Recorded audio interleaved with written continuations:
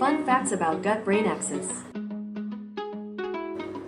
આંતરડા નોંધપાત્ર પ્રમાણમાં ન્યુરોટ્રાન્સમીટર ઉત્પન્ન કરે છે. જ્યારે મગજ સેરોટોનિન જેવા ન્યુરોટ્રાન્સમીટરનું મુખ્ય ઉત્પાદક છે, ત્યારે આંતરડા પણ મોટો હિસ્સો ઉત્પન્ન કરે છે, જેનો અંદાજ 90% વધુ છે. બીજું મગજ. આંતરડાને ક્યારેક બીજું મગજ કહેવામાં આવે છે કારણ કે તે ચેતાકોષોના વ્યાપક નેટવર્ક અને સ્વતંત્ર રીતે કાર્ય કરવાની ક્ષમતા ધરાવે છે, છતાં મગજ સાથે વાતચીત કરે છે. આંતરડાના સ્વાસ્થ્ય વિવિધ રોગોને અસર કરી શકે છે. ડિસબાયોસિસ વિવિધ રોગોમાં સામેલ છે, જેમાં બળતરા આંતરડા રોગ, ઇરિટેબલ બોવેલ સિન્ડ્રોમ અને ન્યુરોડિજનરેટિવ ડિસઓર્ડરનો પણ સમાવેશ થાય છે. માઇક્રોબાયોમ પ્રભાવ. આંતરડાના માઇક્રોબાયોમ તમારા આંતરડામાં રહેતા અબજો સૂક્ષ્મ જીવાણુઓનો સંગ્રહ, મગજના કાર્યને અસર કરતા રસાયણો ઉત્પન્ન કરી શકે છે, જેમ કે સેરોટોનિન, ડોપામાઇન અને ગાબા.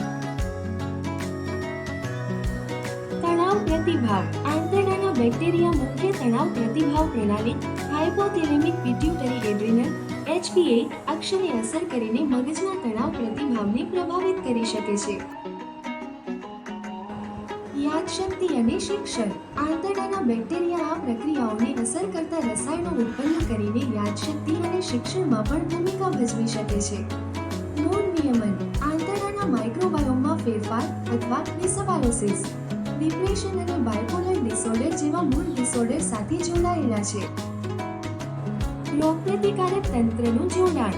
આંતરડા મગજ-ધરી રોગપ્રતિકારક તંત્ર દ્વારા પણ જોડાય છે, જ્યાં આંતરડામાં બળતરા મગજના કાર્યને અસર કરી શકે છે અને ઉલટું. દ્વિપક્ષીય સંદેશાવ્યવહાર. સંકેતો આંતરડાથી મગજ અને પીઠ સુધી મુસાફરી કરી શકે છે, જે મૂડ અને તણાવથી લઈને ખોરાકની પસંદગીઓ. આંતરડા મગજની ધરી તમારી ખોરાકની પસંદગીઓ અને તૃષ્ણાઓને પ્રભાવિત કરી શકે છે, જે સંભવિત રીતે બિનઆરોગ્યપ્રદ ખાવાની આદતો તરફ દોરી જાય છે. પાર્કિન્સન રોગ.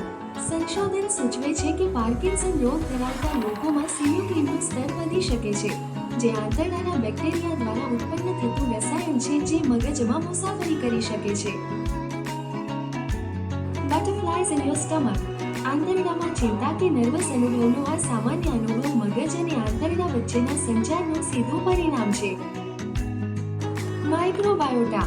દરેક વ્યક્તિ માટે વિશિષ્ટ. આંતરડાના માઇક્રોબાયોટામાં 10 ટ્રિલિયન સૂક્ષ્મ સજીવો હોય છે અને તેનું વજન 6 પાઉન્ડ સુધી હોઈ શકે છે. જ્યારે આપણે ડિલિવરી દરમિયાન જન્મનહેરમાંથી પસાર થઈએ છીએ ત્યારે આપણે આ બેક્ટેરિયાનો મોટો ભાગ શિશુ તરીકે મેળવીએ છીએ, પરંતુ અન્ય પરિબળો જેમ કે એન્ટીબાયોટિકનો ઉપયોગ અથવા સિઝેરિયન વિભાગ દ્વારા જન્મ બેક્ટેરિયાના સ્તરને પ્રભાવિત કરી શકે છે. મગજ આંતરડા સાથે વાતચીત. તે લાંબા સમયથી જાણીતું છે કે મગજ આંતરડા સાથે વાતચીત કરે છે.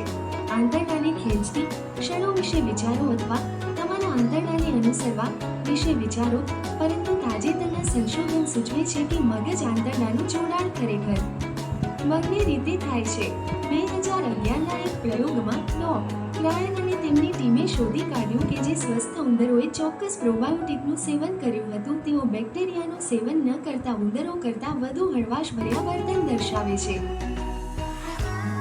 વર્તન અને લાગણીઓને અસર. આંતરડાના માઇક્રોબાયોટા વર્તન અને લાગણીઓને અસર કરી શકે છે. લેક્ટોબેસિલસ રેમનોસિસ નામના પ્રોબાયોટિક બેક્ટેરિયામાં ગાબા નામનું ન્યુરોટ્રાન્સમીટર હોય છે જે મગજની પ્રવૃત્તિને નિયંત્રિત કરવામાં મદદ કરે છે અને ચિંતાને શાંત કરી શકે છે. રેમનોસિસનું સેવન કરનારા ઉંદરોની પ્રતિક્રિયાઓના આધારે સંશોધકોએ તારણ કાઢ્યું કે બેક્ટેરિયા તેમના મગજના રસાયણશાસ્ત્રને અસર કરી રહ્યા હતા. તે ત્રાસદાયક નાના જીવો આપણા મગજના મુખ્ય કઠપૂતળીઓ હોઈ શકે છે. રાયને તેમના 2014ના TVMED ટોક દરમિયાન સૂક્ષ્મ જીવાણુઓ ઉંદર નહીં વિશે કહ્યું. સંશોધન દર્શાવે છે કે ચોક્કસ આહાર દ્વારા આંતરડામાં બેક્ટેરિયામાં ફેરફાર કરવાથી ઓટિઝમ અને હાઇપર એક્ટિવિટી સહિત તણાવ સંબંધિત અને ન્યુરોડેવલપમેન્ટલ ડિસઓર્ડરની સારવારમાં મદદ મળી શકે છે.